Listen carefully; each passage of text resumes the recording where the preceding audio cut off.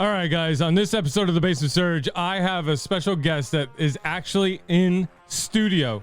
That's right. He actually visited me all the way from sunny California. His name is Jeff Hamilton. He runs a little thing called Dad Academy, and he comes to the studio to talk about Dad Academy, about how to be a better dad. And we also talk about sports, Coney Island, and a bunch of other stuff. All that on The Basement Surge and more coming up. Let's go. Turn up the volume. From the basement of the Empire State, this is the Basement Surge. 3, 2,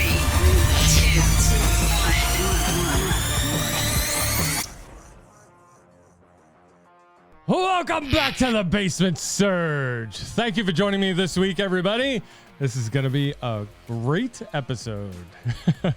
Before we get started, do me a favor. Hit that subscribe button. Give me a thumbs up. Ring a bell. Tap the plus button. Hit whatever button you got to hit to make sure you get notified of fresh episodes of The Basement Surge. Guys, this guy is a true friend of mine. All right. He's all the way from California. He's visiting me in studio straight from California. And I'm super appreciative. He is one of the first guests here in studio with the new set behind me. He's the first one to sit on the couch. All right, everybody. I had an awesome time with Jeff Hamilton from Dad Academy, and I'm super excited for you to watch this interview. So let's get into it. Jeff, thank you very much. You're actually here in the studio. This is the craziest. How you doing? I'm doing great, man. This is like so surreal. So so if we go just like back a little bit, right? My first little engagement with the Surge was when I started doing my little online thing, right? Yeah. I'm going through and I'm like friending everybody or following everybody like on Instagram or whatever that has anything to do with whatever I feel like is my new space, right? So like I connect with like some dude that does this thing on like something about dads in the basement or something like this. And he lives in New Hampshire, and all of a sudden, like I'm scrolling Instagram one night and it's like Instagram Live, right? Who does Instagram Live? Like, and then you're on there. So I like click to join, and I don't know either of you guys, like really, other than like we have followed everybody's so, desperate for followers, right? Okay, somebody follows me, I'll follow them back, We get on live and like we go for like 90 minutes. We've never talked before, we've never visited before, and so like it's this, so Brendan was in New Hampshire, yes, like in a basement. Yeah. John's in Brooklyn in a basement, and I am not in a basement in Mission Viejo, California, and like we're just having this like chat as if we had like known each other. Like there's something crazy powerful about the internet and that kind of connection. So sitting here today, like this is pretty dope, man. Yeah. I mean, you and I, yes, we met on that Instagram Live. Yep. Through Brendan, you and I met. Yep. So, but Brendan and I go way back more. I think I want to say 4 years. Okay. To where he is running Dads Worldwide. Yes, that's what it was. Yeah. Yeah. So, and then the night I met him, he was doing a live show on Facebook, and with his old partner Jim. And I just started watching. I was just watching, see what they were doing, because I was trying to do research into how to do my show. Okay. So I was like, I should watch other guys who do what I want to do, and so I started watching Brendan, and he had invited me on the show, on the live show right there and then, because I think I was like, because he had just started doing live shows. So like literally nobody was watching him. Yeah, you got nothing to lose, right? Right. If I have somebody on there, at least they're gonna Yeah, watch. so I'm watching for like a half hour, and he's like, all right, well, we only have one person watching. Let's just invite him on the show. And so I went on, and it was literally the first time I think that I was live ever, on another show, was on Dad's Worldwide, and it was awesome, and it gave me the bug. So Yeah, not to get like all. So like the full on disclaimer, right, for the Surge audience is that like I have a daytime hustle as well, like a real job, which is I actually pastor a church, right? And which is something that I never let anybody know. Why? Because the minute that I say that I'm a pastor, like all of a sudden everybody like straightens their hat and like, can I tell this joke? And so like they have assumptions based on like what their experience of being a pastor is, right? But like outside of all that, I have this thing, we'll talk about it, about I have a passion for dads as well, like to equip dads. And I had been doing this thing where I had like a workshop for dads since like 2015, 2016. Wow. But when COVID hit, right, all like pastors, all churches became like, shut down. Well, yeah, but we became television producers.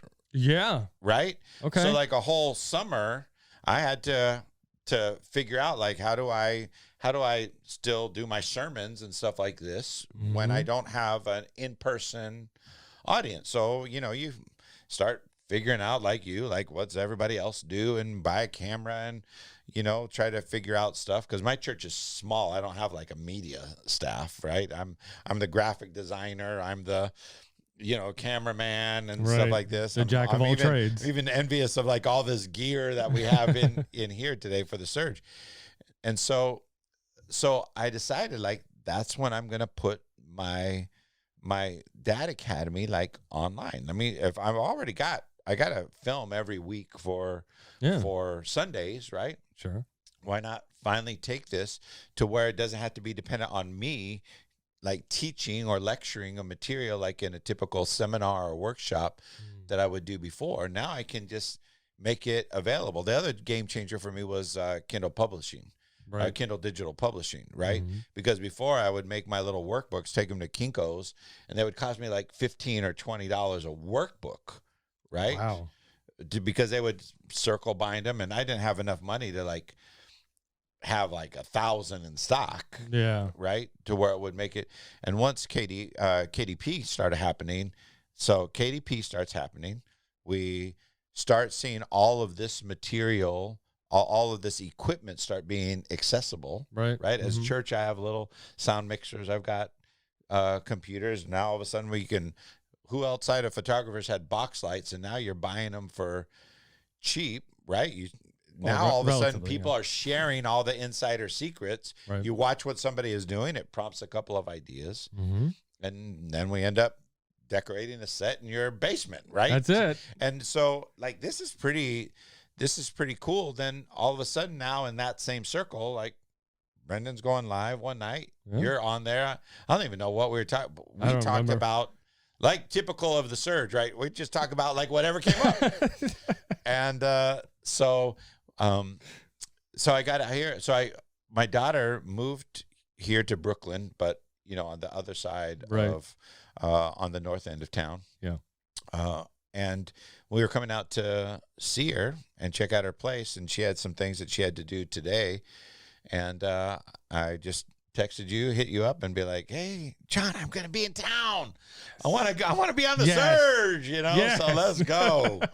So this is really cool that we can. I really appreciate you coming down, because like I was telling you before earlier, it's just people who travel to New York, sometimes they forget. Oh, I should have came and seen you while I was here or whatever, But no, so it was like you. Right off the bat, like weeks ago, you were like, I'm going to be in New York. I want to come see you, and let's do an episode of Surge. And so I'm so grateful, like just to have you in studio, like. Oh well, we got.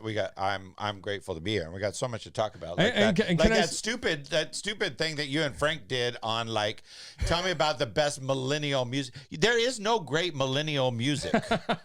It's only music from the '80s, right? That is very good. Like, Tears for Fears or Van Halen, right? They still, oh my goodness, exist forever. Sure. So I mean, I don't know what you guys were even talking about, like mentioning Tyga and Puff Daddy, and like, come on, that's like so New York. Well, right? that's the era. That's how we grew up. I'm so sad for you, right? Because I mean, it's fine, and I still because I coach high school sports, right? I'm still like up with all of the music and TikTok, and what's up, brother? Tuesday. I don't know if you know that, but maybe there'll be some Surge followers here who follow all that kind of stuff. So because I'm around high schoolers so much, I still assimilate so much of that culture, which hopefully keeps me mentally young. Although, like walking up and down all these subway steps, Southern California is car culture, not walk. Right. Not yeah, walk you can't walk anywhere in California. And so, this has been a whole new. It's the same thing in Florida. I think you can't really walk in Florida either. You have to drive everywhere. Just so you could stay in the air conditioning in the summer. Yeah, Holy cow! Does it get hot where you are? We do get warm. Yeah. And so for those of you who've never been to Southern California before, so as a reference where we live, I am 6 miles from my doorstep to Laguna Beach. Okay. So we're in that part of Southern California that is like what you've seen on TV, right? The hills, the OC, all those bad Fox shows and MTV shows. And so that's our neck of the woods. We're by some of the best surf spots in all of Southern California, San Onofre and Salt Creek Beach, and just further north from us, kind of closer to where my wife grew up, is Huntington Beach and stuff like this. So from my doorstep to Laguna Beach is only 6 miles, but there's 3 ranges. They're not really mountains, but they're not really just hills. Okay. It's pretty steep. And so each one of those is about 3 to 5 degrees different. So it could be, 75 at the beach is like a hot, warm day when you're on the sand. But by the time you get inland over the four little ranges to my house, it's only 6 miles, will be 20 degrees warmer in the summer. Really? Just because that's a big difference. Yeah, just because the onshore flow, the breeze closer to the water, right? Yeah, stops that. So while I can ride my bike to the beach, even between my office and where the church is at and house is sometimes can be a 10-degree difference just because of the way that it's set up. So we get hot, just not all of the humidity like Florida. Yeah, and our water's not as warm as Florida. Right. Like, I don't even go in the Pacific anymore. I'm just old. I don't like to be cold. So until it gets above like 65, really try to wait till like 68, 70 till the water temp. And like Florida, man, last summer, South Florida had water temperatures in the mid to high 90s. Like, that's like my jacuzzi. So it gets warm down there. The Pacific is much, much cooler. Where my son lives, Santa Cruz, where O'Neill was started, like he'll surf 5 times a week. Wow. And the water temp is going to be like 50. I've never been surfing. It's we don't do that here in Brooklyn. Yeah, no, I wouldn't imagine. But there is a spot like out on Long Island that you guys can go. I wouldn't even know. There's a lot of different there's a weird little surf culture that happens out on Long Island and out on the tip. What's a fancy place? The Hamptons. The Hamptons, right? Yeah. There is that Long Island? Yes. Yeah. And so that's there are some places that you can go, and even there the water temperature will be warmer in the summer. Like the Jersey Shore, the water temp is still warmer than the Pacific. But surfing is one of those things, like, it has to be in you because it is not an easy. Yeah, I would It's imagine. not an easy sport. Right. People don't think about it like they watch everybody like pro surfers or whatever pop up. They make it look It's easy. like doing a burpee, right. right? With an unstable. Just get a piece of 2x6, put on top of like a Bosu ball, and then try to do a burpee real quick. Yeah. That's it. It takes a while, but like anything you do in life, you practice it enough, and Sure. it becomes something you don't even think about. I don't do it anymore. I only what they call stand-up paddleboard. Okay.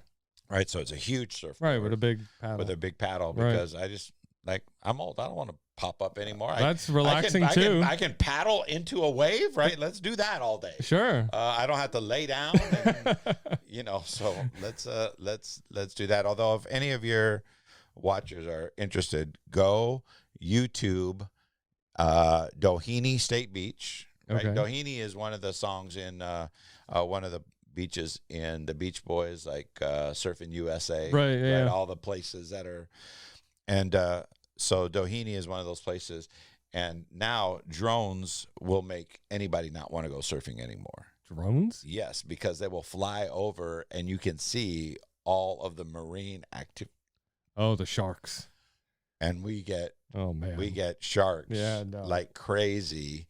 And like, as long as ignorance is bliss, right? And so my son Justin and I, we were out paddleboarding one day at Doheny, and I have this little route that I'll do that when I'm not surfing, like a summer workout, and paddle a couple miles. So we're going like, hey, we're going to go out by this buoy out here. It's by an entrance to the harbor, and we're going to go buoy to buoy and come back in. He goes, oh, you mean the shark fast food? I'm like, what are you talking about?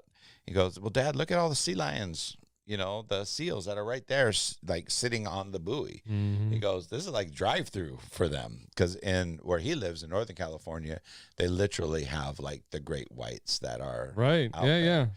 And so look up Doheny State Beach sharks, and you'll see like these guys out there just sitting on their board, like this is every day, right? And then all of a sudden, like you see all the sharks, Oh, wow. going around them, and how much they don't mess with you is crazy. Yeah, yeah. I remember last year we had reports of shark attacks here in Coney Island. Yes. And me and my wife, we bring the family there every year, like we go swimming or whatever, but me personally, I don't go out too deep. My wife likes to go out deep. Yeah. But I'll go maybe up like halfway to up my legs. Well, we have a thing in Dad Academy that will help you become a man like that. So actually go out on the, Oh, Jeff. so let's talk. So let's talk about Dad Academy. No. Let's talk about Coney Island for a minute, right? Because I can buy Nathan's, sure, right? Good Nathan's, and I want like where what do you mean? Where can you buy it? Like at the grocery store. Okay. It's not the same. Nathan's, it's not the same. Right. I've got it. Okay. But there's only two things about Coney Island that I care about, and it's not Nathan's. Okay. Like, what's that? Like I'll go, I'll go for the Kobayashi experience, right? Right. But like, so one, I want to see the Cyclones ballpark. Okay. Because it sounds like just a dope. It's great. It's amazing. Place, right? But I'm of the generation, right? Every generation has like movies that were like the generation before you that you didn't see when it came out in the movie. Yeah. But like now, every time it's on TV, you watch it, right? So for me, like embedded, every time I see Steph Curry play, every time I see the parade from when the Lakers, when Shaq's at the Lakers parade. Mm-hmm. The one thing I always think about with Coney Island is, the bottles. Warriors come out to play. Do you know what I'm talking about? No. Oh my goodness. No. Are you talking We're about? We're gonna stop the show right now. Are you talking about a movie? And we're gonna watch The Warriors. Oh, The War. Okay, I've seen that movie maybe once. Okay. Like, bro, this is like the greatest white movie in all of. This is why I don't run a movie podcast, because I'm terrible. like so okay, so let's rewind this just a little bit, right? So like my first exposure to New York City is there was a book that was written kind of in the Christian world, Sure. right? That was called The Cross and the Switchblade. Okay. It was kind of about the 50s, and it was a guy from Indiana had heard about some gang murders in the evil New York City. Bed-Stuy and all this kind of stuff. Yeah, right? yeah. And his heart was so moved for these kids who were broken that he left his church and just came, typical like Midwestern dude, right? Tie and suit and stuff. And he tries to reach these inner city kids for Christ, right? This isn't a gang like where a car antenna was like a weapon. Right. Okay, knives, yes. Chains, yes. Rocks, yes. No guns. Right. These weird little negotiations. And he sees one of these gang leaders play. Funny thing is that, so I saw it when it came out as a movie in like the early 70s, 70, 71, somewhere around there.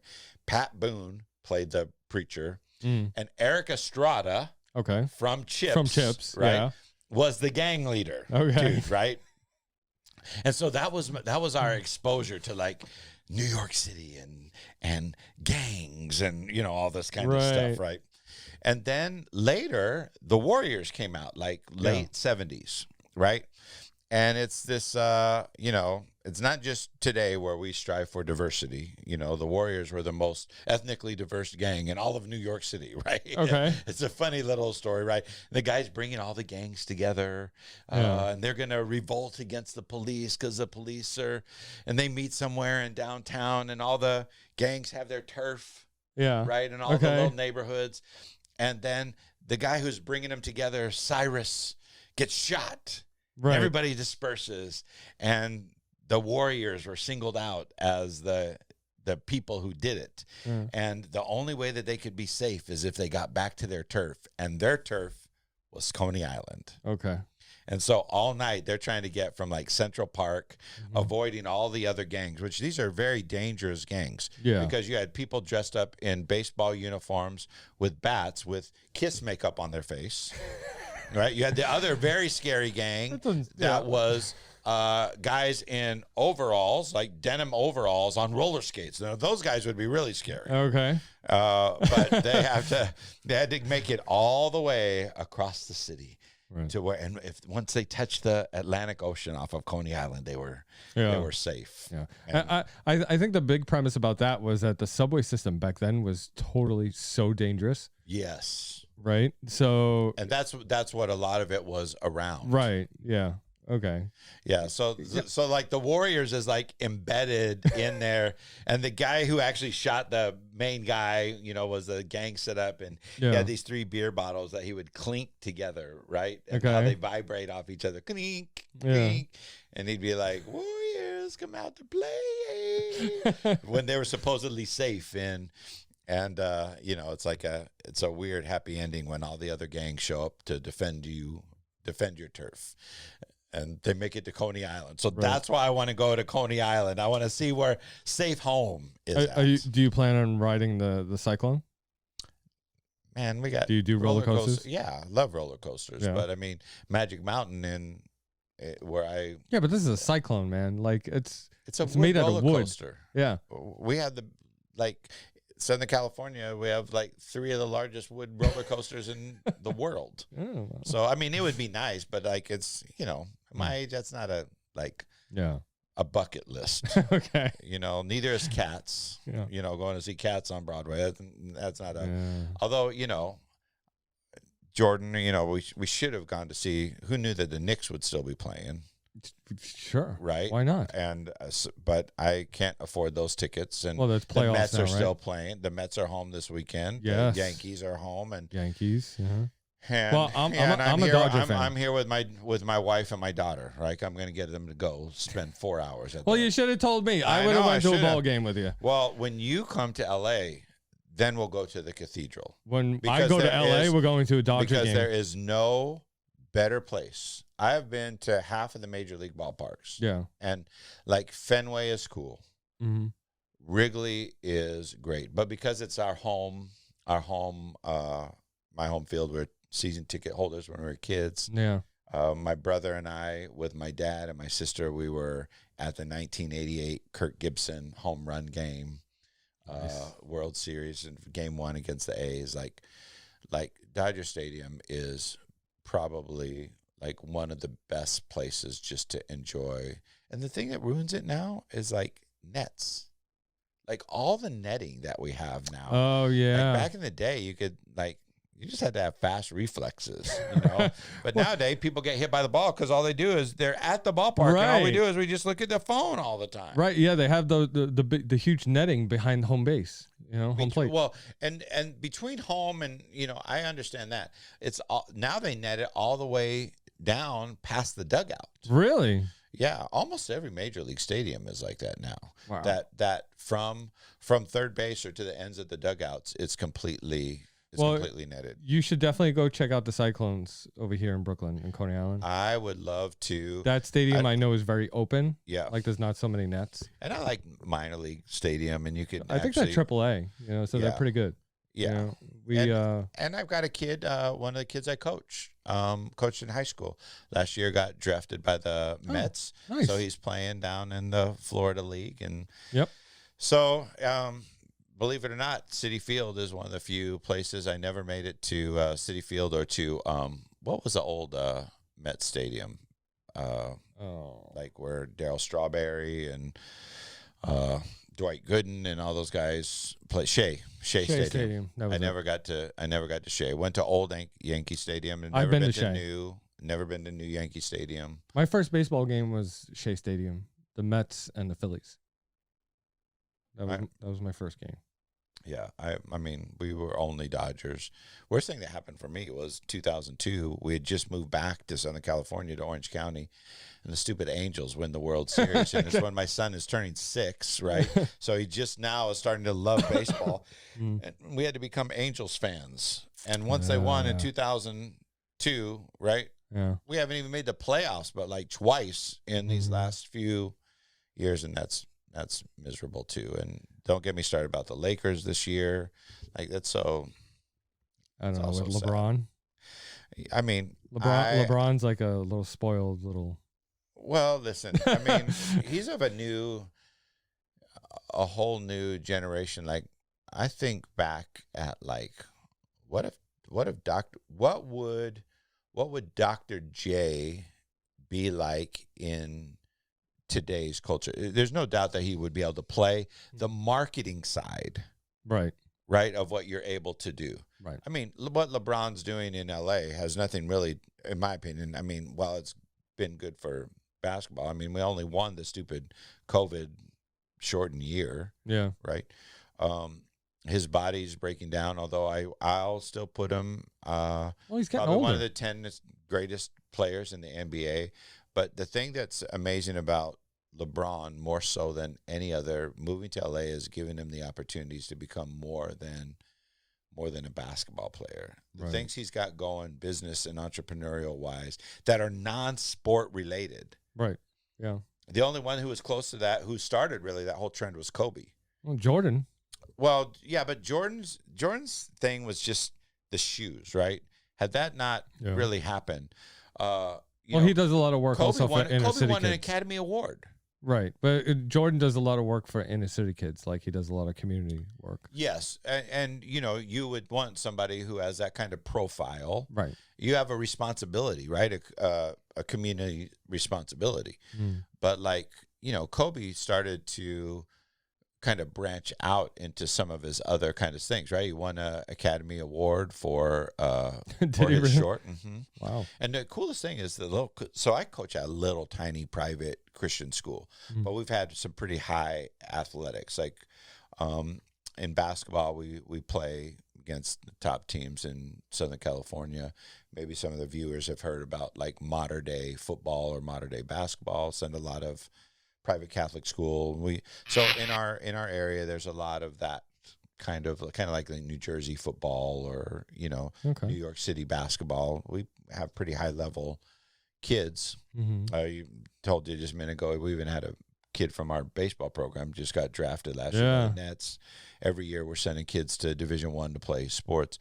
But Kobe's daughter, oldest daughter, played volleyball at one of the small private schools in our area that's in our league.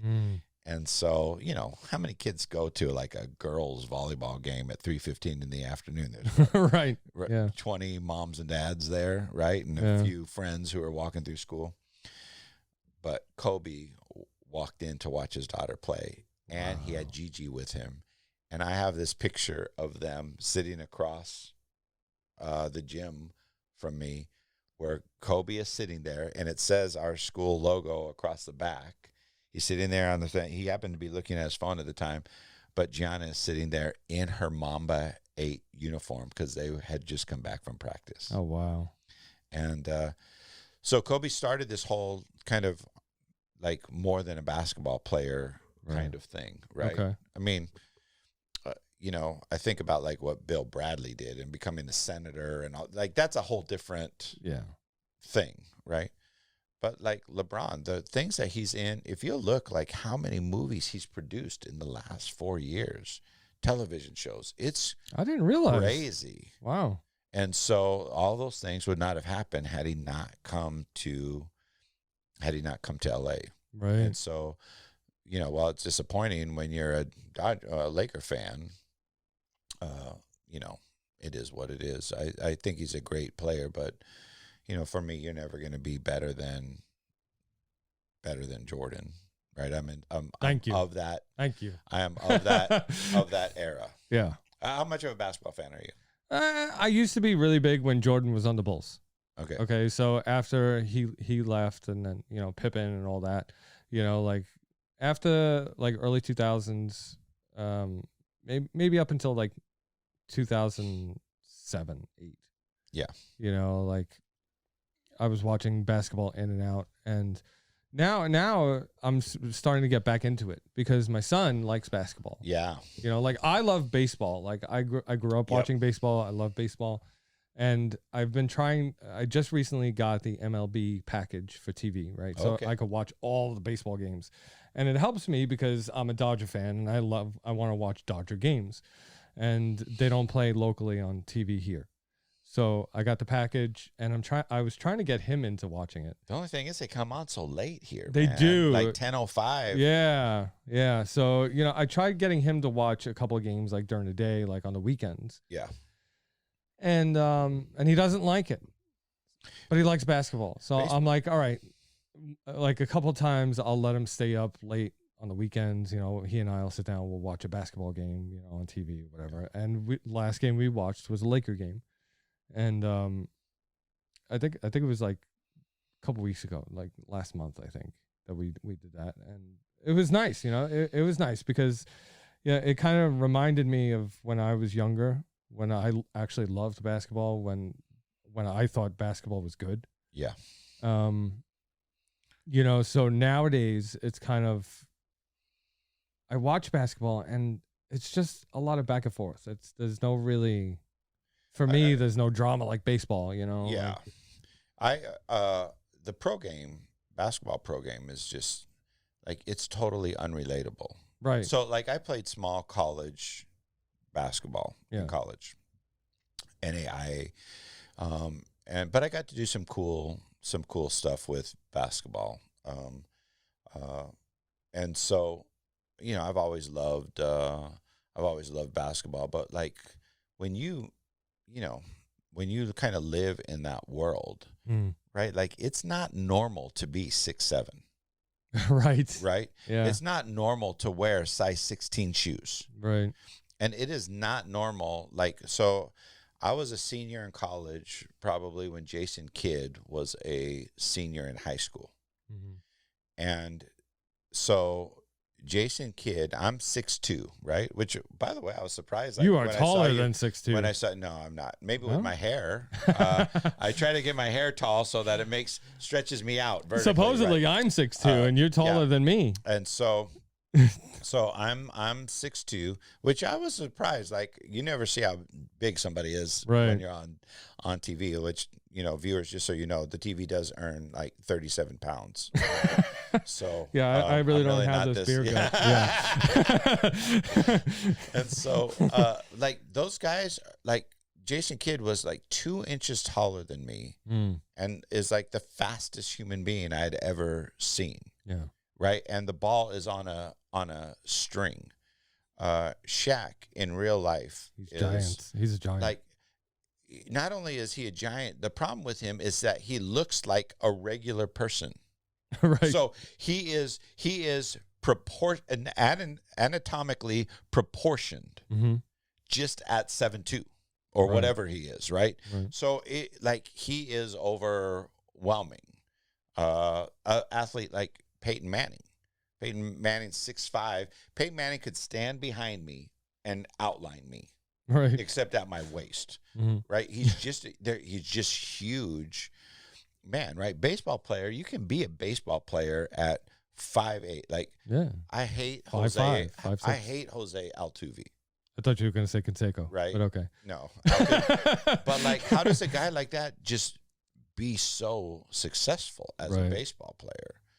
Like, that is kind of freak of nature athlete that's hidden in the most average of bodies, Yeah. right? Yeah. You can So- be skinnier and smaller in Yeah. baseball. So pro athletes like basketball, I can't even watch the NBA anymore Yeah. unless I'm watching Steph shoot, Yeah. unless I'm watching Luka handle the ball. You know what I like? I like watching college games. Bro, me too. Okay. Like college basketball and college football, like especially college football. Yes, College football, I feel like these guys have more to prove without a doubt. than the pro guys. And you like know? this whole thing though is like, I would not want to be a college athlete today. Oh. The portal has changed everything. So I coach, right? I told you, and I get some high level athletes in basketball. No high school kid is getting scholarship offers anymore because college coaches, their job is to win. Mm. So I can get a kid who's proven himself out of the portal. I don't have to try to develop him and see what kind of kid he's become as a sophomore, as a junior. I can add these experienced pieces, and I don't have to waste my scholarship on a 17, 18-year-old. Mhm. Right? And so, like, that has the portal has changed college sports. NILs have changed college sports.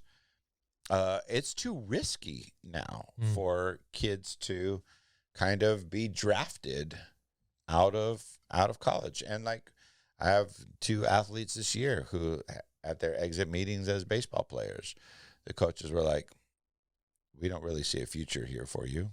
We can't take away your scholarship." Wow. Right? Because we committed to you for 4 years, but we just want you to know that you're not going to play. So what do? You can go to school for free That's and be a part terrible. of the team. Yeah, but you lose the spunk. You lose the Yeah. love of But it. their job is on the line, Right. right? I've had the privilege of living in the same place for 15 years, right? And that doesn't happen when you're at that kind of level in college or pro coaching. I mean, I've run across a couple of people like, who wants to be moving your family every 2 years, like to Yeah. the next opportunity. So Right. that's why, like, Nolan Ryan went through a lot of that during his career because when he went from, Texas and, so he spoke a lot. There's a documentary on Netflix, I believe. so good. Yeah. Where he spoke a lot about what it was like moving his family from state to state. Yeah, it's hard, Yeah. right? Who wants to do that? Although, funny story is that I played Little League with this guy, ended up being one of the best college baseball players ever, and became a all-star in the MLB. Eventually, even became a manager and stuff like this. But what he's most known for is not his hitting streak that he still holds in Stealing Division bases. I baseball. No, like most consecutive. It's that one day he got hit by a pitch by Nolan Ryan and decided to charge the mound. And poor Robin's the dude that's in the headlock from Nolan Ryan. Yes. And Nolan Ryan is boom, boom. You went to school with him? Yeah, we played Little League together Oh, back in the man, day. that's great. And so, like, that dude's there's a saying, I don't know if you've ever heard it, but it's called country strong, Yeah. right? When you just have grown up your whole life, like just as a laborer, throwing hay bales around and digging fence posts and stuff like this, Nolan Ryan was country strong. I love Nolan. What is that? That is a street cleaner. The street cleaner. Yeah, coming. Yeah. I was like, okay, holy cow, the basement, man. This is scary. We're shaking. This is a scary place around here.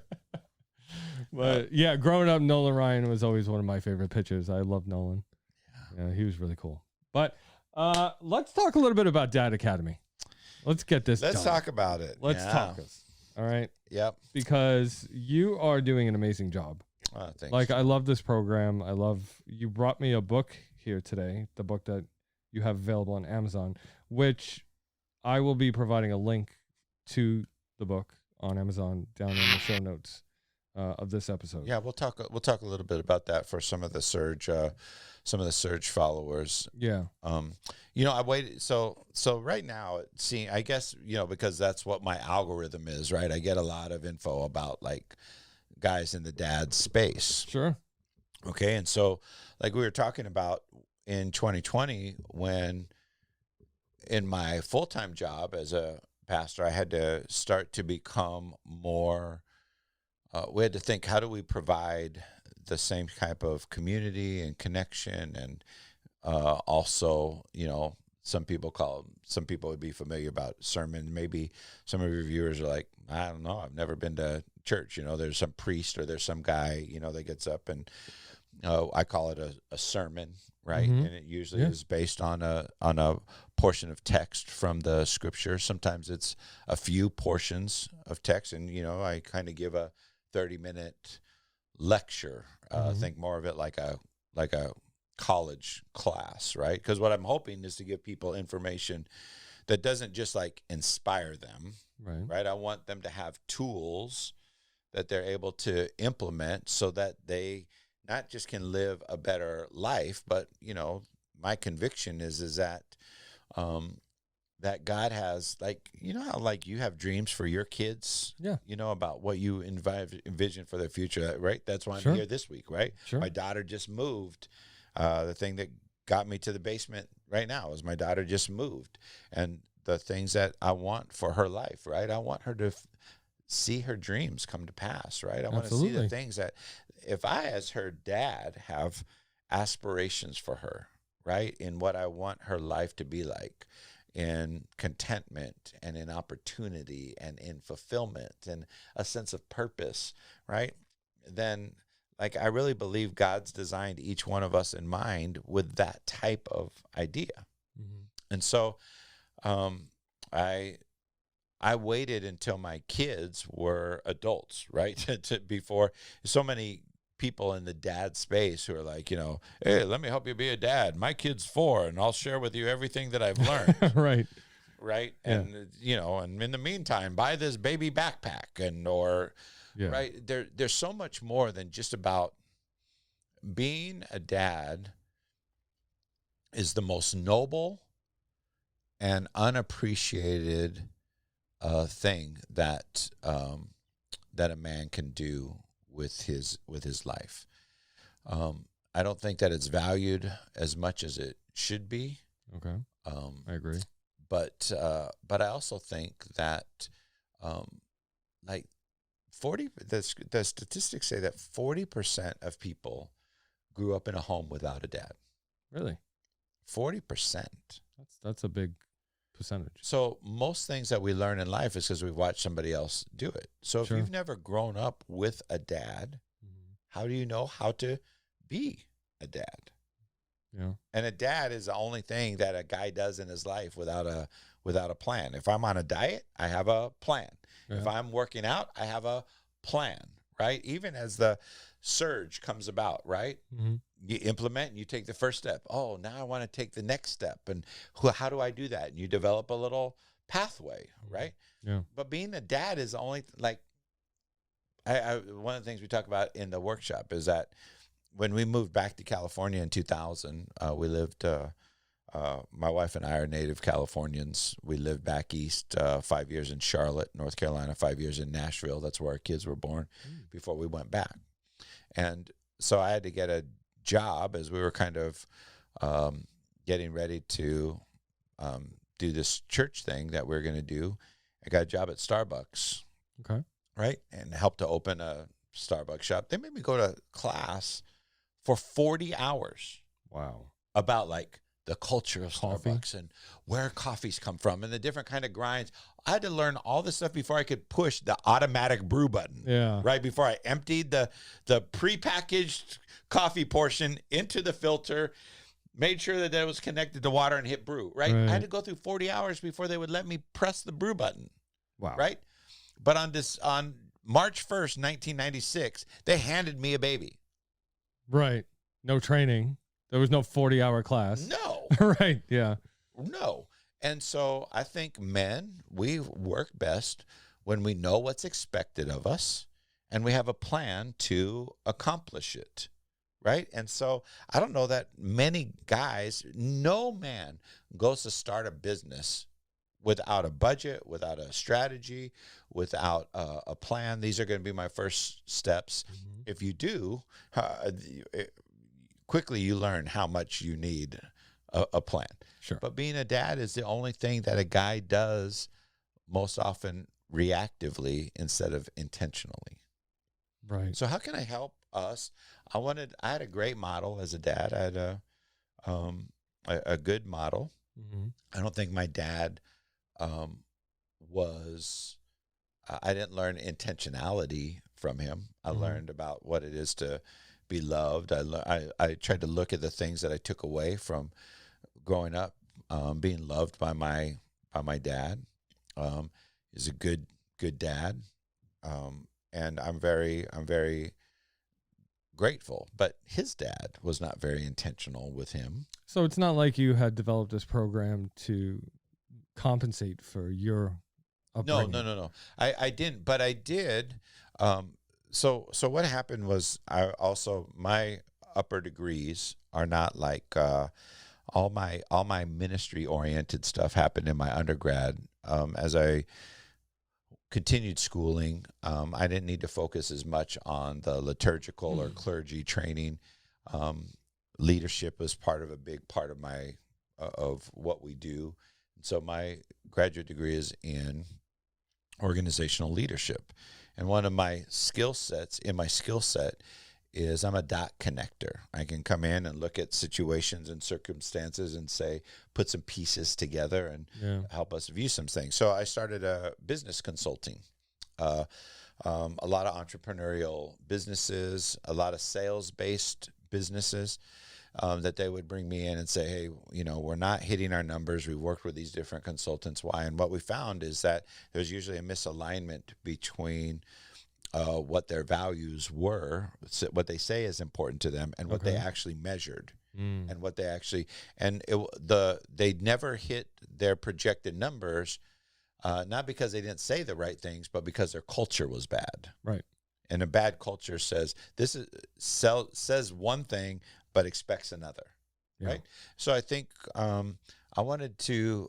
So I would help businesses develop a plan. Like we would really look at your values. We would look at what you say is important. We would look at the things that were the points of accountability, not just in negative, but in what we would actually. How do you reward or how do you acknowledge? Good employees. Right. So I would help them reset the culture. And dads, what we do in our home, while mom is the caregiver, we're the culture creator. Okay. Our homes have the culture that we as dads set. Mm-hmm. And so, but we don't, like no guy thinks about that. Right. Right. And so we're just trying to get through the day, man. I got to go to the job. I got to run these kids to school. And now my wife is wanting me to fold laundry. And I man, I just need to sit down and have a beer for a minute or something. Like I need you guys to give me some space. And we're just trying to make it through our day. And I think if we had a bigger picture that said, this is what I'm trying to accomplish. Right. This is the kind of tools and skills that I want because what we say about Dad Academy is that what a dad's job is to pass on his values and his skills to his children. Right. And when they do, sounds accurate. Yeah. Right. Like this is important. This is. I want you to have the skills to be successful in life. Right. And we want you to have know what's important. Yeah. Right. And in doing those things, if you have skills and you have the right values, you have the right identity. You know who you are. Right. And you can be confident. And so I used to do Dad Academy just as like a workshop for other organizations kind of in my area because I was the one who would teach it. Mm-hmm. It was dependent upon me. Right. But once all this started to happen, right? I mean, who'd ever thought that we could, like we said, box lights were a specialty item that you had to go to like a specialty photographer place. Right. Yeah. Yeah. Right. Mm-hmm. You didn't even know that you needed them. Right. Right. We didn't know about like how a little LED colored, like we could go into a club. Right. And go, oh, how do they set the mood? But we don't know what it looks like on camera, right? How that little red LED down here, right? Yeah. How the blue wall, right? The stripe back here, even how the texture of the blinds, like all of these things are important. Right. And so now that we start to learn all of this and it became financially accessible and the information became accessible, I was like, well, man, how can I get Dad Academy to as many dads as I can? And it just happened to fall at the right time to where the technology became accessible, the opportunity became accessible. I mean, even just printing the book, I'd take it to Kinko's before. It would cost me like $15 a book to have it spiral bound. Now I have a nice little book that you just order off of Amazon, a little workbook that you have. And now it becomes super easy hosting videos and I don't have to send out imagine if I had to put Dad Academy on 7 DVDs. They used to do it all the time, all right? training and coaches. But it was so expensive. Right. Right. It'd be like $500. That's why you'd make like 5 easy payments of $199 every month. Right. So. Right. And so I wanted Dad Academy to be accessible. Yeah. Now the challenge is like finding the sweet spot because I do charge for Dad Academy, not because it's supposed to be an income source for me, but the problem with men is we don't. The more you invest in something, the more you're vested. The more you're That's the thing. Like if you get something for free, then it's more like you're the product. Yes. Right. So you have to have. Yes, you pay a little bit into it, but it's because you have to have something invested into something that's going to make you a better person, a better dad, a better husband, a better, So it's just having something vested into something, I think. I mean, makes it worth it. The reason why Tony Robbins is so successful, right, is because people think like, well, if I'm going to pay $10,000 to go to one of his workshops, right? Because that's what it costs. Sure. Imagine you've got 100 people. Yeah, that's why he makes a ridiculous amount of money. Because not because he's so smart, right?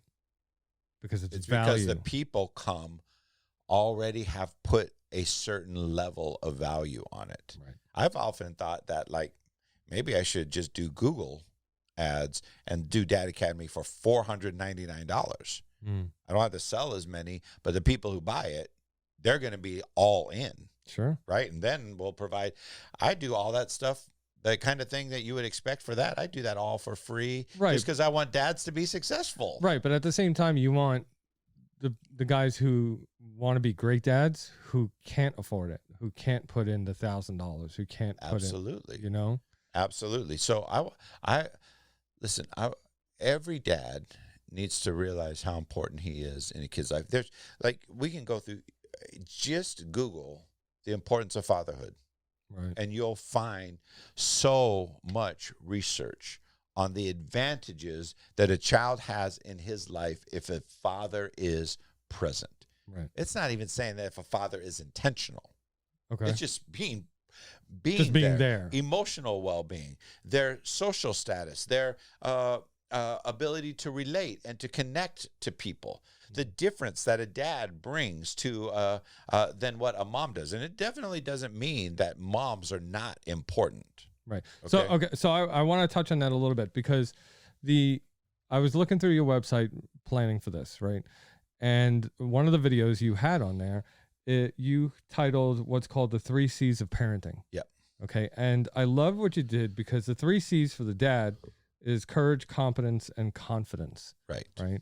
But then you also list 3 C's for moms, right? Which you compared the Yes. two, and in the video you had said that they're not contradictory, but they work together. They're complementary. Yeah. Right. Because moms is, I'll see if I can remember. It's comfort, Compassion, comfort, and cooperation. Right. Right. Mhm. Mom teaches you how to work together. Right. So if we were to even take this a little farther, right? Mhm. Studies will show you like mom teaches you how to work together. Right. Right. But dads don't teach you how to compete. Right. To work. Like that's part of the whole courage process. Right. We start to see where both of those sides are necessary. And we also start to see how one single parent can't fulfill all 6 of those roles. Right. Right? They might try. I mean, like really the secret sauce of the world today is if you want something done, find a single mom. Because if it relates to their kids, she's going to move heaven and earth to make sure that it happens for their kids. Absolutely. Right? Yeah. But that's an unfair weight and responsibility. And the cost to that mom later is so heavy as they have to, because the bottom line is that you raise children to what? To remain children? No, to become adults who contribute to society in a positive fashion, Right. to begin to change the world. You know, we used to say that each generation wants their children to do better than they did. Yeah. Man, we're so privileged in the U.S., no matter kind of where we're at.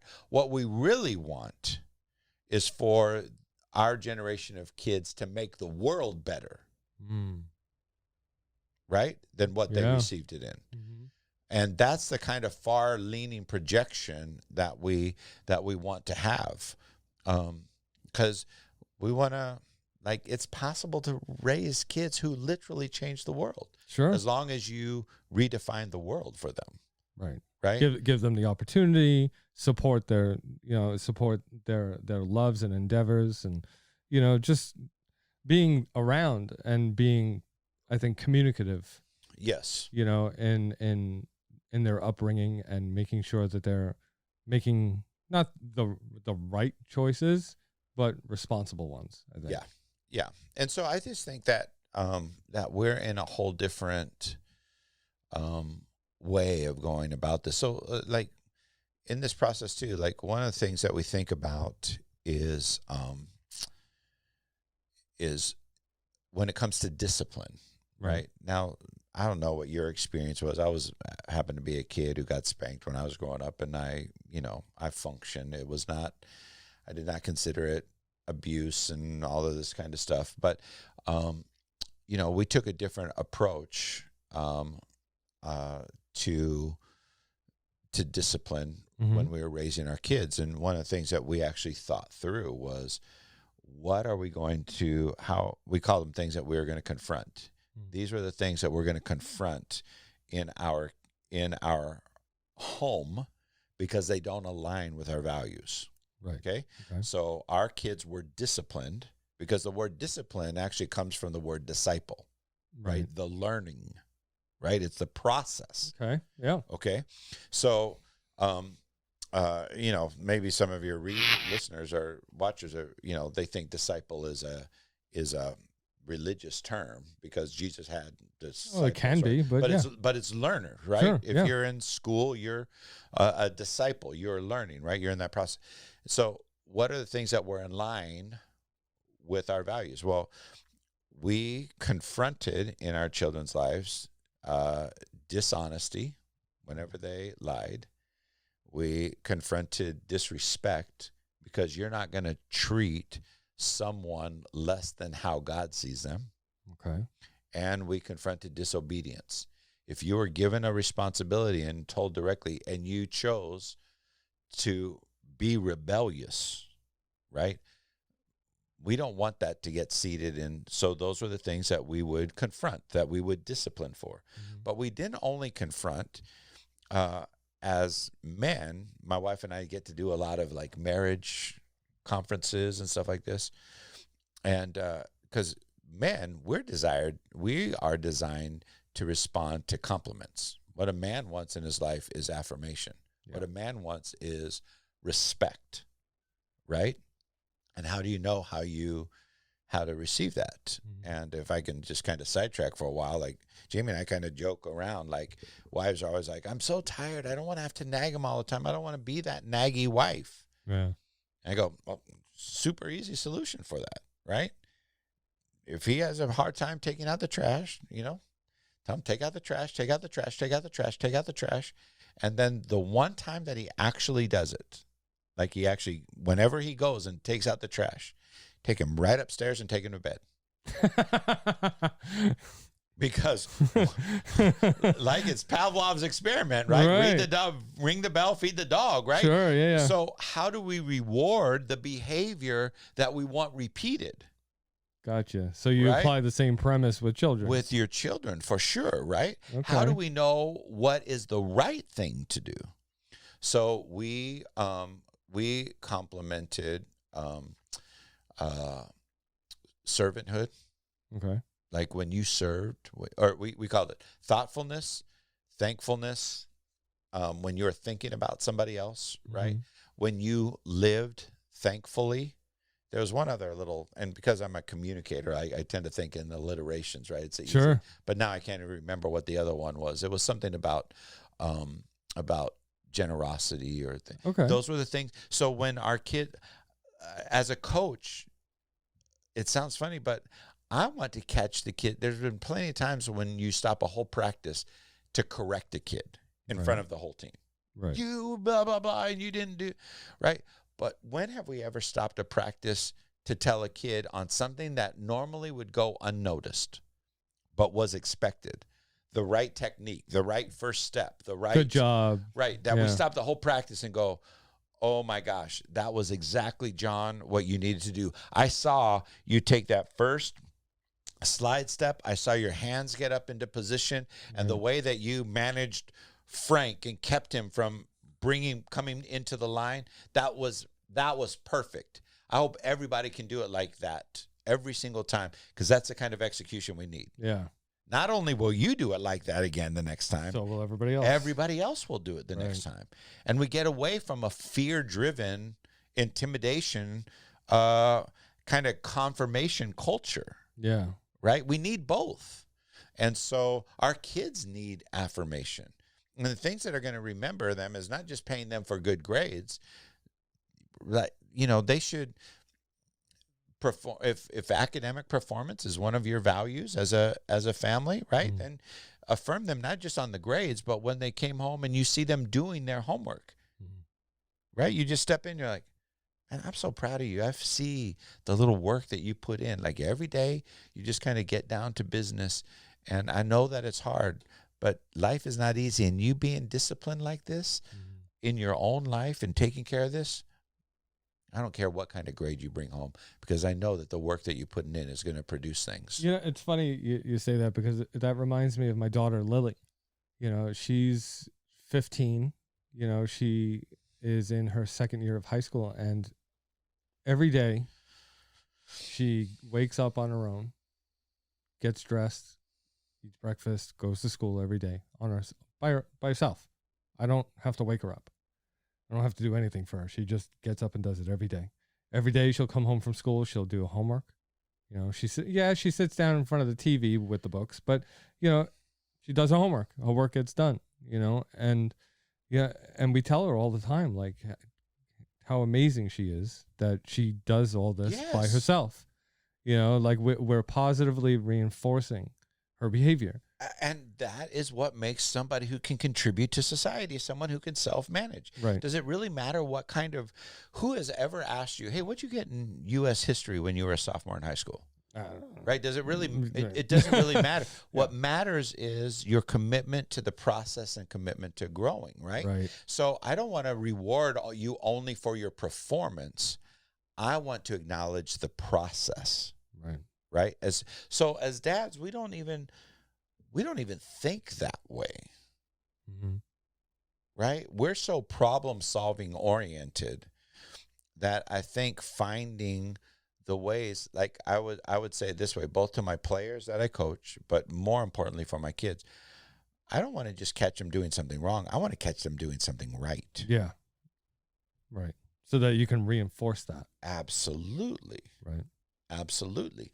And so that's kind of what Dad Academy does, is it gets us thinking intentionally about dadding, Mm-hmm. right? Because the most rewarding thing, like I'm here visiting my daughter, right? I am not sad that she's 3,000 miles away. Like, I am so proud to walk into her apartment and she built some shelves of her own that she learned. Yes, granted, you probably do miss her.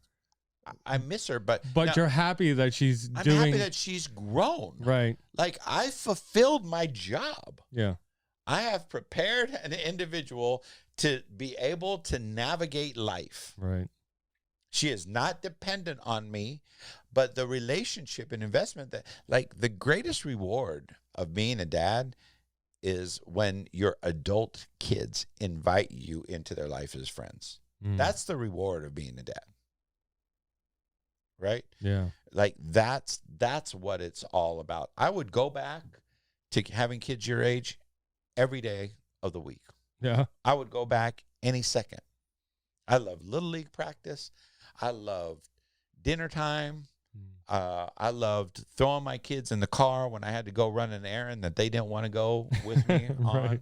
I loved all of that. But that's behind me. I can't ever go back there again. Right. But man, I love being friends with my adult kids and their spouses. Yeah. Right? Man, my daughter-in-law, To see who they chose. yeah, and I Yeah. love her, man. And my whole job, I don't have to raise her. I Right. just get to affirm her and encourage her, right? And be a cheerleader. Yeah. How many of us like I think guys, we even underestimate, like, I don't want to sound silly. I like to come. I came here today because you think I'm important. Yeah. Like, and I'm a junkie, right? I want to be with people who like me, Sure. right? Okay. But I also came today because, like, this is a grind. Like, putting together the podcast Yeah. and doing this, and nobody ever really says, you know, how many comments that we get of how many viewers, and somebody like, hey, today was a really great show. Mm-hmm. You're like, you bet. You all know how long it took me to put this. Like, we don't, like, I wanted to, let's talk about, like, dad life. We've had some great offline conversations about Yeah. this kind of stuff, right? Mm-hmm. We've had journeys about, like, little conversations that just started from some odd little connection on the internet that we dive in. We've talked about being married. We've talked about you stepping into being a dad to kids that were already born, not yours biologically, Right. but have become yours culturally Right. now, Mhm. right? Because of the culture you and Heather have created, right? I follow your wife on Instagram and encourage the little pursuits that she had. And I just wanted, like, I feel I'm going to be 58 this year. Like, now my job is just to be a cheerleader. Right. Like, I Okay. want to come and be like, Just enjoy. bro, what you're doing is so good. It's hard, Mm-hmm. but man, like, this is cool. Yeah. Right? Let's Let's go. have a good Because time, how many yeah. of us have people in our lives that are, like, just for us? Right. Not many. That's what I want. That's what I want to do. So if we get to talk about Dad Academy, but I'm just as comfortable talking about baseball or talking about, my daughter's a musician. I see electric guitars are on here, right? Mm-hmm. We could talk about gear all day. We could definitely talk about the Dodgers all day. And again, John, to tell you the truth, that's really the secret sauce behind Dad Academy. What? The community. See, it's really designed for a group, as a group study. Right. Okay. Mm-hmm. So anybody can go through Dad Academy on their own. And in fact, if any of the Surge, if you buy Dad Academy and you want somebody to process it with you, like, we'll set up a weekly call, right? That I'll be glad to hang out with you. But like, it's also great to have a community of like 5, 6 Sure. people Yeah. to be able to do it together, because then we start talking about stuff like this. And like, we had a group recently that the guy who was facilitating the group was an older gentleman, and he wanted to take Dad Academy to think about what my life is like as a grandpa, Ooh. right? Which is another That's a of whole the other animal, right? even better, right? Because now Right. you don't have to feed nobody, you don't have to pay for nobody, right? You just get to invest, Yeah. right? So he started this group and said that there's some dads that are asking me questions, and so he facilitated the group. And one of the guys who came into the group was like, I know you guys know a little bit of my story, but like, I'm out of prison for 6 months, and I'm trying to reintegrate into my kids' lives, and they don't want anything to do with me. And the way of life that I learned from watching my dad, who was both absent in my life, and I would do things to get his attention, and I only got attention when I did negative things, because that's the only thing he got attention for. He goes, I'm a wreck. I don't know what I'm doing in any area of my life. Yeah. And this gentleman went to this young man and came over to him and goes, this might kind of be weird, but would you mind if I gave you a hug? This young man stood up, and this older gentleman embraced him and just told him, hey, I'm proud of you. Wow. And immediately, this young man started breaking down and just started sobbing, Right. because no one in his whole life. I coach. I'm sorry to keep talking about this, but like, No. my high school, the guy that I coached high school basketball with for 4 seasons, we have a different coach now. Still another good friend of mine, but he's a young African-American young man whose brother played in the NBA. He played overseas as a professional basketball player, D1 basketball player. We're building up a great program, which means I'm bringing a lot of single mom boys into our program, right? Mm-hmm. Because basketball's a way out. Sure. So I had him come speak to like in a men's event. And he goes, the first other male that I've ever had tell me that he's loved me, proud of me, and hugged me was this old white guy over here, which was me. Wow. Because one of the things that I learned from another leader in the dad space, even a generation before me, he says every son, but really every child, needs to hear these 3 things from his dad. I love you. I'm proud of you, right? Because in my world as a pastor, when I'm dealing and counseling with guys, what's their usually biggest issue? They're trying to make somebody still proud of them that they can't resolve the issues with. Right. It's always daddy issues. Mm-hmm. Okay.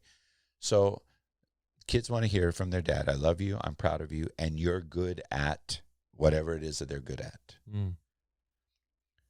And those 3 simple things are the most powerful things that you can give if you can't do anything else.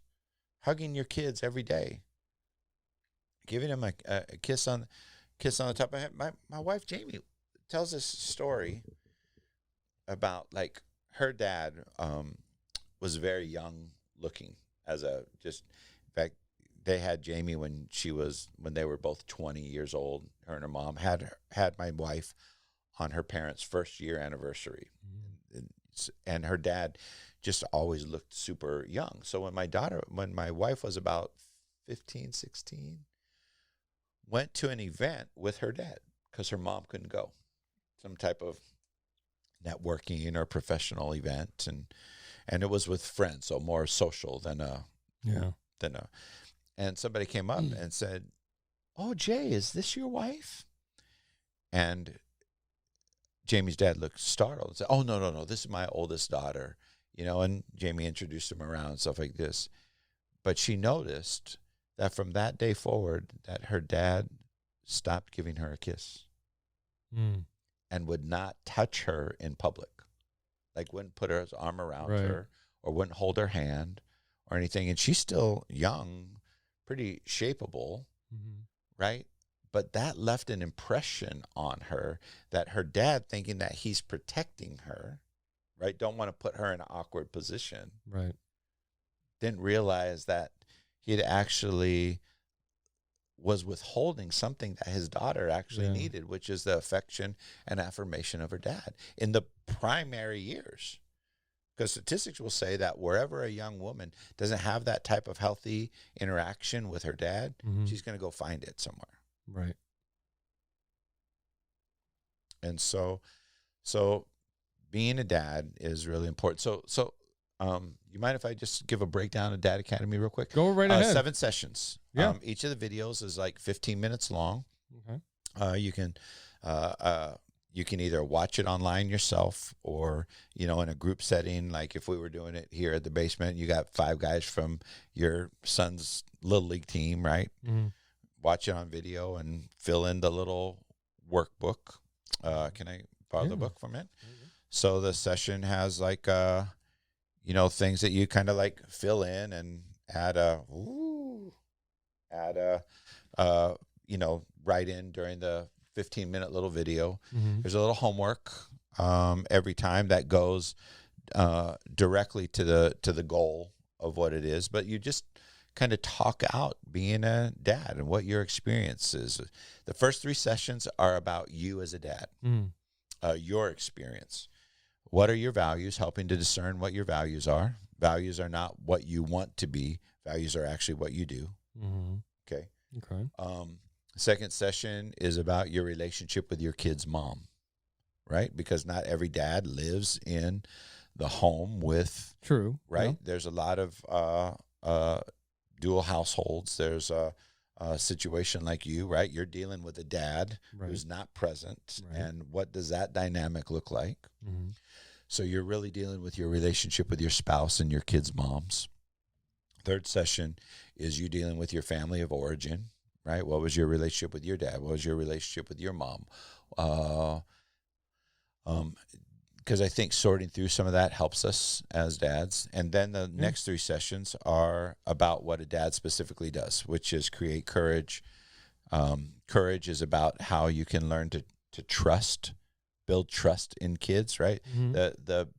A good picture to illustrate is a dad who's in a pool holding his arms out and the kid's standing on the deck of the pool Jumping. waiting to jump, right? He's only going to jump because he trusts dad. Sure. Yeah. Right? Dad says, "I got you." Dad says, "You can swim." Right. Dad, right? "I'm not going to let you drown." Right? So if a kid can trust dad, then he's going to learn to make evaluations on his life circumstances and be able to try things. Totally agree. Right. Try things and take risks in life because he's confident that he can navigate these situations because he's learned how to process, learn how to trust. And courage really is come from the Latin word cor, which is how do you live from the heart, right? Following your passions, following your dreams, okay? Second session is preparing our kids for a successful life with giving them competency. Kids need 2 types of whatever a dad knows how to do, he needs to pass it on to his kids. Whatever he doesn't know how to do, he needs to find somebody else and invite and build a community of support around his kids who can help provide them with some of the skills and experience that he doesn't have. Love it. But it's also creating emotional intelligence. Like we think when our kids are little, like the perfect example is, when you're potty training, kids, you don't think that going to the bathroom is a skill you need to teach someone. Right. Yeah. Right. But it is. Yeah. But so is telling a kid to say please and thank you. Right. Right. That's a what we call emotional intelligence. How do we relate to other people? Yeah. So dad has to pass on those skills as well. And then the last one is confidence. And confidence comes from your culture. What are the daily rituals of your family? Like today, we're talking about how you guys pray over meals. Right. It's not because God doesn't know that you're appreciative or whatever. It's because what we're saying in that moment is that being thankful is important. That's part of who we are as a family. Right. Putting God into a place in our daily activities is part of who we are, right? We don't realize that a simple task like that creates the kind of culture, right? So that's a daily ritual. Traditions. How do you celebrate holidays? How do you celebrate birthdays? How do you vacations? I'm really big on vacations, not expensive ones, but Dad's job is to make memories. Yeah. And so your job is to create space for your family to be able to come together, no matter what it looks like. I love that. And so, and then the 7th session is a wrap up and thinking through how do we let our kids know when they've moved from stage to stage. Western culture is the only culture that doesn't have what we call rites of passage, right? That you've moved from childhood to adulthood. Right. Now, we do have things in place, right? Getting your driver's license is a rite of passage. Going from junior high to high school. Moving cross country, rite of passage, right? Graduating from college, getting married, right? Rites of passage. And what we don't want to happen is for those things just to happen without there being an acknowledgement from Dad that says, hey, man, isn't this great? You know, look at what you've accomplished. Right. So you were here. So now you get these new privileges. But with new privileges come new responsibilities, right? So these are the new expectations. And now you're clarifying for them what has changed. And, you know, or else we wouldn't have 26-year-old men that are still living in their parents' garage because they don't know how to face life. Yeah. Or 41-year-old men who still live in their parents' basement. So. Yeah, and then I've saw what you have to do to live here, right? In taking care of all of these apartments and all of the jobs, which is you know, again, I'm not trying as a guy to add our children on one more thing on our to-do list, right? That's not what, you know, like all the other maintenance is not to make dads feel overburdened with more things to do. It is though. Man, if we can just be a little intentional. And the great thing about Dad Academy is, the book one more time, please, is that at the end, we actually allow guys to formulate a specific plan for being a dad. And so you write down in your plan, these are our values. These are my... these are the things we're going to do as a family. These are things we're not going to do. These are things we talk about discipline. These are what we're going to compliment. These are the things we're going to confront. These are the things I'm going to teach my kids how to do, which this particular part changes. Yeah. Right? You got kids at all different stages. And in 2 years, you're going to have to reevaluate your plan and update it for each new stage. You're going to be intentional about these are the people I want to include into our life. These are the things we're going to do every day, right, in our family. You know, I expect everybody to make their bed or to clean up after themselves, or every night I'm going to read a story to my kids, or I'm going to, you know, I had a guy who he worked so much throughout the week, but Saturday mornings were sacred for him. And so he came up with something, and every Saturday for his family, he made blueberry pancakes. Wow. Nice. Right? That he just did some, it was just to create what maybe he missed throughout the week. He said, this is non-negotiable. For these 2 hours on Saturday, no matter what else, nothing's interfering with this. I like that. Right? So, like, those are the rituals, because that's when you start to say, this is who the Hamilton family is. This is who the, how do you say your last name? Svadesi. What? Svadesi. Svadesi. Johnny S. No. We're having this big talk about like how well like we've gotten to know each other, and I don't even know how to say your last name. Nobody does. It's okay. Savadesi, right? So these are the things that but like this is how we celebrate Christmas. This is how we celebrate birthdays. These are going to be the traditions in our family. You probably already have them. Sure. but we don't think about why we have them. Right. And then we ask every dad to plan out the year. What are you going to do on so-and-so's birthday? What are you going to do on your anniversary? In your dad plan, we actually ask you to budget and to plan a vacation, a getaway for your family. Because it's so funny, like, those are the kind of memories that we kind of create. Sure. Oh, no, we can do it like this. Oh, there you go. No. Yeah, there you go. Yeah, because I remember family vacations when I was a kid, you know, and it's just... Isn't it crazy? Like, it was all the time something that to you look live, forward to. all the things, most of the memories that we do are because Dad took time off of work, put the money, made the investment. And even if it's writing, like that's the worst complaint you had, was remember that time that we were 12 hours in the car, like driving to somewhere, and like, oh, and Susie did this, and then, you know, and they told me, and like, how long, like, but you remember those things because of all of it's, Dad is the memory maker. Yeah. Right. So while Mom takes care of the everyday kind of stuff, Dad has to create the memories so you actually develop a business plan for being a dad.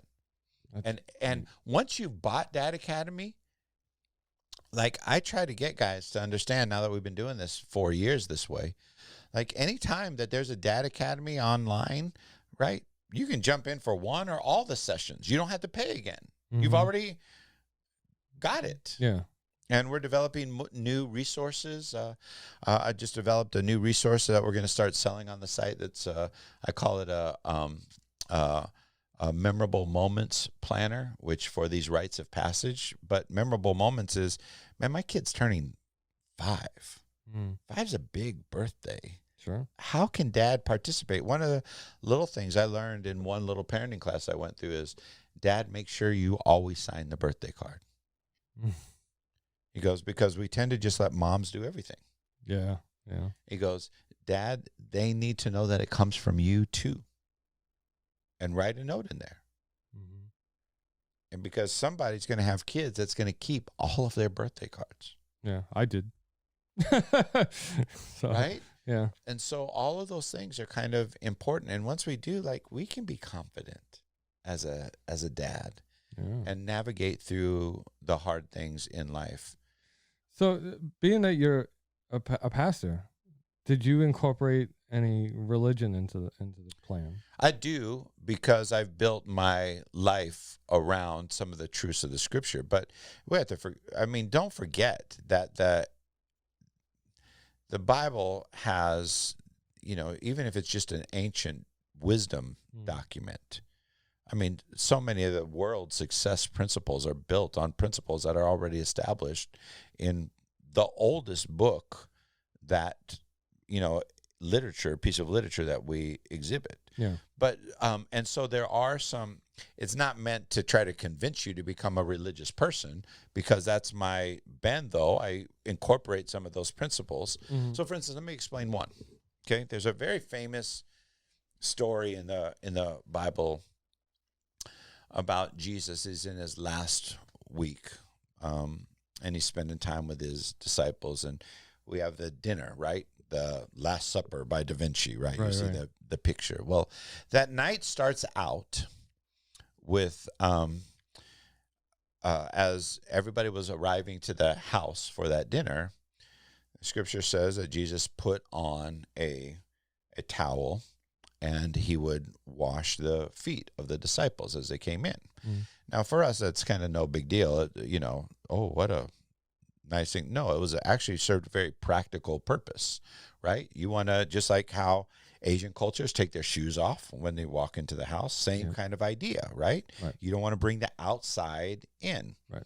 But normally, a servant of the household, if you would perform that. So he's the host of the dinner, and as the most important person in the room, he gets down and washes all of the feet. And there's a little interaction that happens, but later on, he's in that dinner, he's having a conversation, says, whoever wants to be great among you must first become a servant. Right. Okay? And he said, for I didn't come to be served, but to serve and to give my life.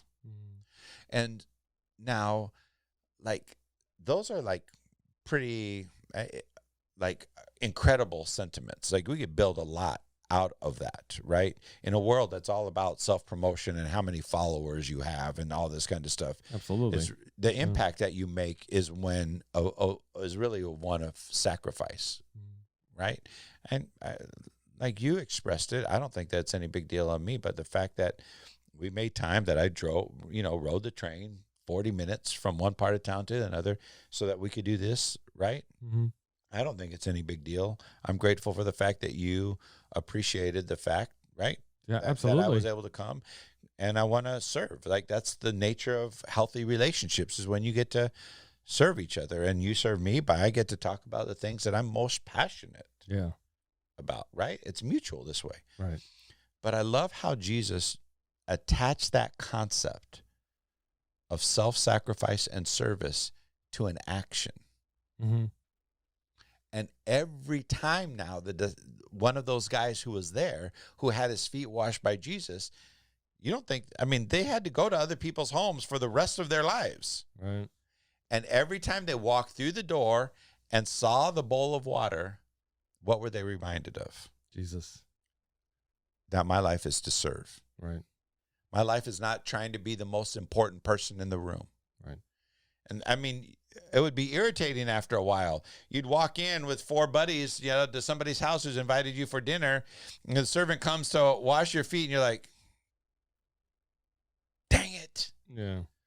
Give me that towel. You'd put the towel on and you'd, wash your friend's feet, even if it was just an act of your own reminder. So every time, as dads, like, what we want to do is find ways to connect our values to something that is really practical. And those are some of the ways that we incorporate. The Bible has a lot to say about parents. Yeah. Has a lot to say about the way to live. One of our favorite, part of our rituals when our kids were growing up was, there was a verse that my wife found, that as we prayed when we went to school, we had this little saying, wisdom will enter your mouth and knowledge will be pleasant to your soul. Discretion will protect you and understanding will guard you. It's a verse from the book of Proverbs. When we start thinking about this, like, wisdom is the ability to see what's happening and to discern, right? To know what to do in any moment. Wisdom will enter your heart. So what we want is, we want wisdom in the heart of our children. Yeah. Right? Not just information, right? Because it only counts what you know and what you know how to do, right? So wisdom will enter our hearts. Knowledge will be pleasant to our soul. The concept of soul is where our intellect and our emotions, how that part of us is all integrated, right? So the more you know, the more you can be at peace, because you're not walking into situations unprepared and anxious all the time. Right. Knowledge will be pleasant to your soul. Discretion will protect you. As I mentioned to you, like, my daughter lives in a little sketchier part of Brooklyn than Right. what we're in right now. Yeah. So that means she has to be aware of her surroundings, and she has to be discerning of things that are happening in her life, not just in her immediate circumstances, but even in her career, right? Even in knowing what to do. One of the first interactions we had was when you were in a career kind of transition. Like, man, I feel like I need to go find another job or employment, right? Right. Yeah. And you got to have, like, what's the right discernment is not something that automatically comes. It's a skill that you have to develop. Interesting. But, right, knowledge will be pleasant to your soul. Discretion will what? Protect you, right? Not just like from physical harm, but, man, so many people are in relationships that are unhealthy for them that they need to be protected from. If you had a little bit more discretion, you probably wouldn't have entered into it that way, or Right. into a business deal, True. right? Yeah. Discretion will protect you, and understanding will guard you, right? I understand what's happening here. I have tools, I have knowledge, I have skills, I have emotional intelligence, experiential intelligence. I know what to do here, is understanding. and it guards me safe.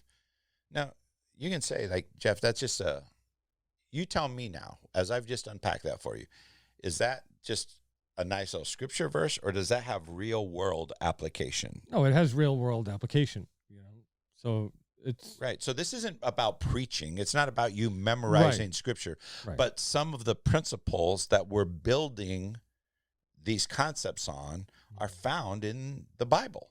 I love it. Right. It's great. Yeah. And so I'm not trying to convince you to be a Christ follower, but I do think that when we start to take off our mindset or our experiences with religion or our assumptions about it, and we start to see how life applicable it is, then maybe there will even be some people who will kind of maybe give it a second look. Yeah. Jeff, I mean, one last time, let's tell everybody where they can find your book. Best place, if you want, is really at dadacademy.info. Let's start there. You can get a taste for a lot of the Dad Academy content by following me on, right now I'm doing a lot of TikTok, actually. So Dad Academy on TikTok, Dad Academy on Facebook, and on Instagram is dad.academy. Great. There's some dudes who had like the Dad Academy. They're active like once every 4 years. I've even reached out to them. It's just a group of like, they started in college, and they have like 8 posts. Right. But I can't get the user name for it. Well, that's fine. Yeah. You're doing a great job. Thanks, bro. I'm loving basically literally everything you're doing. This whole program. So dadacademy.info. Yeah, that's the best place to start. Yeah. In fact, so normally, like, we charge $99. If you were to go to Amazon, you buy the workbook, and then in here it tells you like where the videos can be found, and with the login and all that kind of stuff. But like for the Surge listeners, if there's any of the guys who process or listen to this, and you want to, like, we want to do a Surge group. Sure. Right. I got a coupon that I'll do it for like 50% off. Normally it's $99, and $100. Man, what do you mean? To take your family to Applebee's almost costs $100. Sure. Yeah. Now, right? So we tried to find a sweet spot where it was enough where a dad actually will like feel like, okay, this is important, but not enough to where it's gonna, drain our pockets or be like literally. I mean, it sounds funny, but a little catchphrase is change your family's destiny for the price of dinner, right? Totally true. So, but for the Surge, we'll do. I've got a 50% off coupon that we'll do, and if we want, like over the summer, we could do a Surge cohort. Absolutely. That would be any of the guys, any of the dads that want to do Dad. What we would do is we would get on like a Zoom call once a week. You'd watch the video, fill out the workbook. You don't have to go to church. You don't have to know any of that kind of stuff to be a part of it. And then we would get on like a Zoom call once a week. And I mean, it's really, the discussion is just like, so what stood out to you this week? I think that's a great idea. I think we should definitely do that. Yeah, we would be glad to. That would be so easy to do, and one of the funnest things. Yeah, yeah. I'll design a new page for my website also, and which will basically push everybody to you. Okay. And we'll get this going. We'll get the Surge group on Dad Academy. Yeah, if you there's a little like pop up on dadacademy.info that has a free resource. It's called the 3 Responsibilities of a Father. It just kind of gives you some practical, like, this is how he's thinking about like what we're doing, and you can get onto that, and it'll be great. Awesome. And so man, people who want to take a deeper dive, I'm actually finishing a book right now that is 16 chapters on like the book of Proverbs, like breaking down practical wisdom in the book of Proverbs. It has a little like a daily little journal. You gotta let me know when you come out with that one. For sure. Yeah. I have one that is finishing up this summer on the book of Psalms, And just from people who are looking for all that. And I don't know, I'm actually, while Dad Academy and kids and stuff like that, coaching is my passion. Like, just like kind of what you've done with the Surge, like, I'm going to scope out some of the stuff that we do, because I'm thinking about like just hosting a online live Bible study group, every week. I think I really try to, because I grew up in church, right? Yeah. So you kind of bring some of that baggage Absolutely. to the scripture, but like, follow, disciples left everything and followed Jesus for 3 years. What do you mean? Half of them were married. There's no way that you like could come home and be like, babe, I met this great guy. Yeah. Right. And so I'm going to quit my job Right. for 3 years and I'm just going to follow him. Yeah. You're going to stay here with the kids. And she's Right, like and I'm hell gonna you go. are. Right. I don't care if it makes you go to hell. You're not leaving us for 3 years. So trying to rethink through some of that, which, by the way, if any of your viewers, this sounds crazy to say, and there will be other people in my professional community who might take issue with this. But man, if you want to start rethinking any kind of thing about God and religion and what it is really to know and to follow Jesus, man, watch The Chosen. I love that show. Oh my gosh, I weep every time, because what I imagine it would be like they don't quote a whole bunch of Bible in there, right? It's just it's some dude's interpretation of what it may have been like, but like The Chosen is how I like to look at the scripture. Right, it's like inspiring. A real, I think. And I feel like that is who Jesus is, and all the issues that we as followers and people even 2,000 years removed. It's interesting how much humanity has remained the same. Yeah. Throughout all of time, and that's a great thing. Man, that first episode of Chosen where he met Mary in the bar. Oh my God, that gave me chills. Bro, gave they're me so chills. So good. Yeah, one of my favorite ones is that they're sending out. Obviously we know that in the Bible there's some miracles that Jesus does, but one of the disciples, one of the artistic choices that they made is one of Jesus's most intimate followers of the 12 dudes. Is a guy who has a permanent handicap. Right. So Jesus never heals him. So he's praying for people right. to be healed, but he himself has this right. like he doesn't want what the heck, man? He doesn't want to ask more of Jesus because Jesus is helping everybody else. Right. So he doesn't want to put more burden. He's even asking him, like, right. I want you to participate with this. Right. And he's like, how can I do this when I'm not? And isn't that the journey? But then Jesus is trying to teach them at the same time that his disciples also have the power to heal.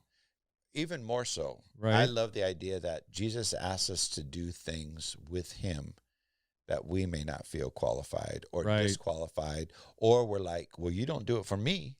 Right. Right. And it helps us sort through all of these funky issues we have about God. And like, I should have known better than started this conversation. Because at golf, if there's one thing that will ruin my golf game, it's talking about church. And right. One thing I don't want to do is send off the surge. Like, I liked it when they were talking about LeBron. This Jesus stuff, not so much. Right. But like, I think like following Jesus is not about like having it. We don't realize that there's a way of living where we're all evaluated on our performance all the time, right? And some people rebel against expectations. Some people live their whole lives as people pleasers trying to make expectations. And we bring all that into our relationship with God, because there's the do's and the don'ts and the thous and the these and the this and the that. And like, we get so caught up in understanding that instead, what a relationship with God does not restrict you, but it releases you to discover who you've really been designed to be. Yeah. And that's not like Tony Robbins self-help kind of talk. Right. But I mean, I've discovered, I've dedicated my whole life, and what I found, listen, I think there was something existential about what we talk about being called Okay. to be a pastor, Mhm. right? It's not a career that somebody usually chooses. I'm friends with a rabbi. We coached Little League Baseball together back in the day. He said the difference between, Christian evangelical and being a rabbi, he goes, is in the Jewish community, the community calls you. They see you and they say, we think you could be a leader. He says, but in the Christian community, you feel it very personally that God calls you. Right. God calls you to serve a community, when in the Jewish culture, the community calls you to serve God. Right. And so what's this idea of like, how did you become, like I knew since I was 12 that I felt like this is what I'm supposed to do.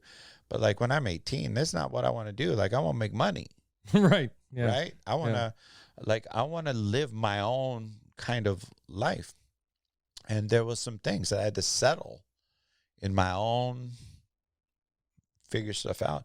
Yeah. But now that I'm a little bit older, like I really feel that God trusts you more than he trusts me, because he's like, I can use the circumstances in John's life and help him become who I've designed him to be in this.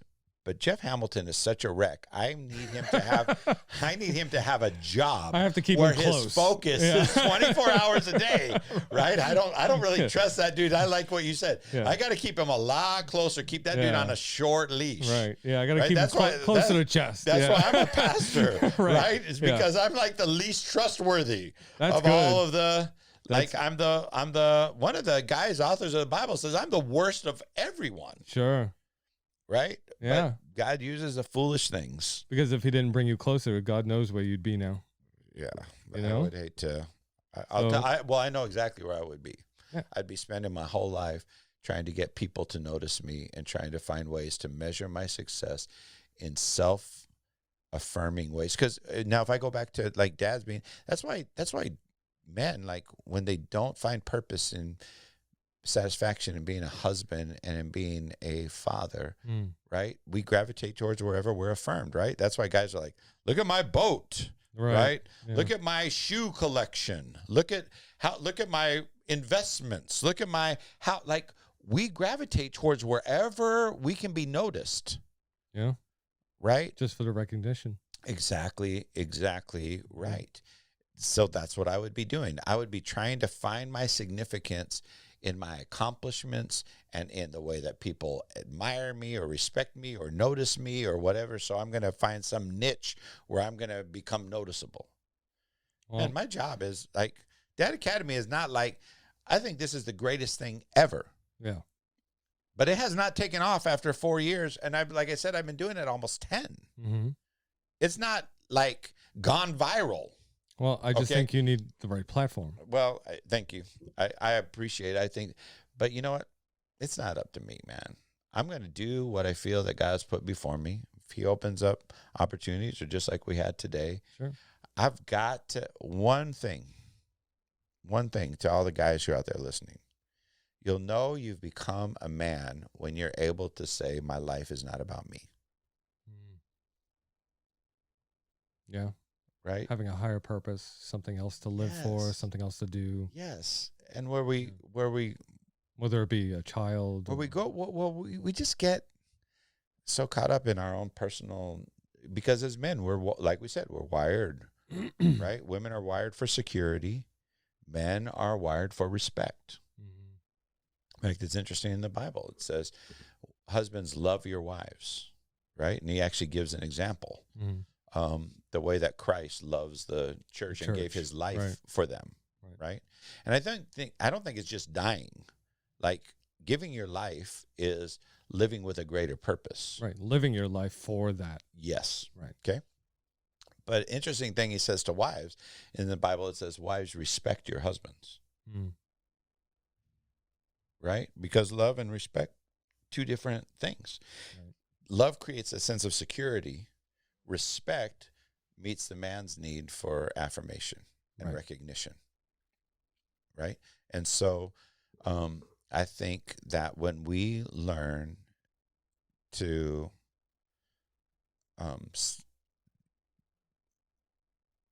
say no to like all of our, get better at saying no to our drives. How many of you, I mean, even all of us know, like we know what our beer limit is. Right. Right? Yeah. Anything more than this, we get silly. And at some point we say no to what more that I want. Right. Right? Say no to more tortilla chips and salsa. Please. But I want more. Right. But you finally just say, no, that's enough. Yeah. Man, that's how I know like a guy has like, in all the guys' lives that I know, like when they said, no, that's enough. When it's not just about more for the sake of recognition. Right. And so I think, and I get the chance to say that now that I'm an AARP member. Right? Like, I don't think of myself that way. I still get out and play basketball with my 16-year-olds and stuff like this. And I still like to make believe that I'm like this, you know, because even in the church, like there's these young hip pastors. I mean, we saw what happened at Hillsong, New York City here, right? The coolest dude ever, tattoos and leather jackets, and, right? And he's having an affair with a girl he picks up in Central Park and destroys the whole thing, right? It's all a sham. There's a reason why people don't trust the church. And so why should I worry about my image? Right. But, you know, I did try on like 4 different hats. I brought 4 different hats to New York just so that hats and shoes, man, that's what I was at home, and I need to make sure that I had choices when I came here, right? And this is the one I settled on today on our rainy day. Awesome. So you just, but once it's, nobody cares if I'm hip. Yeah. Right? If I'm, you know, but people, you know, what I do want to be, it's funny, I had this week ago or something like this, just this kind of weird moment of introspection. I feel like I'm pretty self-aware as a human being. Mm-hmm. It's a skill that I've cultivated and developed. And I don't think you want to live your life as a man to where as you get older, you don't have a bunch of regrets. Right. But one of the regrets that I've had is that I haven't always been a kind person. I've always been looking for the person, or I've used people or situations to get ahead. I get that. Right? I've done that. And I want to be, now I want to be a cheerleader. I want to be kind.